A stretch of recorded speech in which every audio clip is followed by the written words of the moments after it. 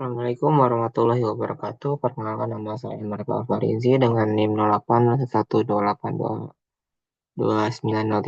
Di sini saya merupakan mahasiswa aktif matematika angkatan 2024 dan saya merupakan pelatihan dari praktikum algoritma pemrograman dari kelompok 2. Nah, di sini saya akan menjelaskan bagaimana cara menggunakan flowchart menggunakan C++ dengan struct untuk dia tuh menampilkan nama barang, harga barang, status barang.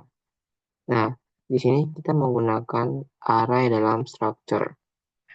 Nah, itu di sini kan kita akan menggunakan header atau kepalanya itu pada umumnya itu ialah include-nya itu ya IOStream using namespace std ini pada umumnya. Nah, di sini kita menggunakan struct.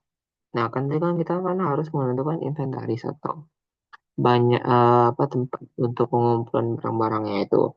Nah, jadi kita menggunakan struct inventaris. Nah, di dalam struct inventaris ini kita akan mengisi untuk nama, harga, dan status. Untuk nama dan status itu menggunakan string karena kita menggunakan karakter.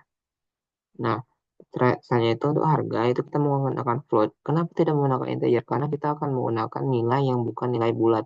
Kemungkinan itu akan lebih dari bulat gitu. Atau koma atau apa gitu. Nah, jika ini sudah, maka kita masuk ke integer main-nya. Integer main-nya itu kita menggunakan integer. Nah, kita akan menginputkan jumlah barang yang kita masukin gitu kan. Nah, itu kita menggunakan inputnya itu jumlah barang.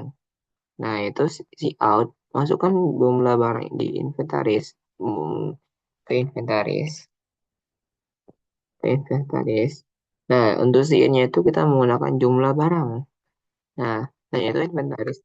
Inventaris ini akan oh ya, di bagian struct itu untuk menentukan tipe data baru.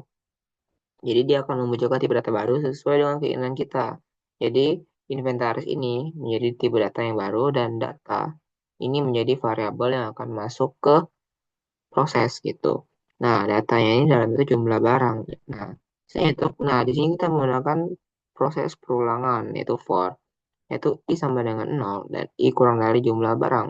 Nah, jadi I-nya itu akan jumlah dari barang jadi dari 0. Jadi 0 sampai berapa jumlah barangnya itu dan kurang-kurang dari jumlah barangnya itu. Misalnya jumlah barangnya 5 berarti 0 sampai 5 gitu. Nah, jika dia memenuhi syarat dari I kurang dari jumlah barang, maka dia akan menginputkan nilai eh, untuk di nama barangnya itu apa. Yaitu kita menggunakan sin ignore. Sin ignore ini untuk bagian untuk menghapus line selanjutnya gitu.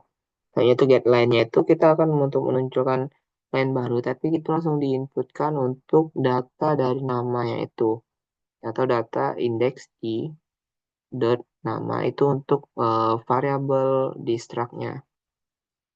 Nah, itu kita juga bisa masukkan untuk barang, harga barang. Jadi kita bisa untuk nya itu yaitu data indeks i dari dot harga. Nah, itu pun untuk struct-nya.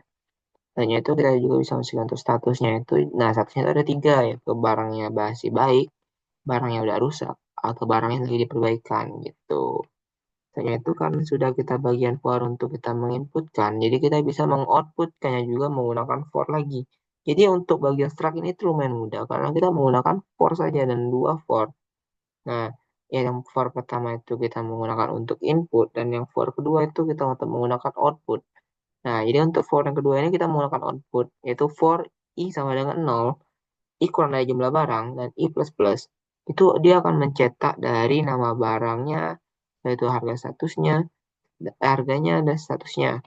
Nah, untuk nama itu kita menggunakan mengoutputkannya itu menggunakan data dari indeks i dan nama. Nah, perbedaannya di bagian sini doang gitu. Kita coba run. Misal kita ingin memasukkan tiga data barang gitu. Untuk nama barang pertama kita masukin meja, misal meja. Nah, harga barangnya kita bisa masukin 12.000 misal.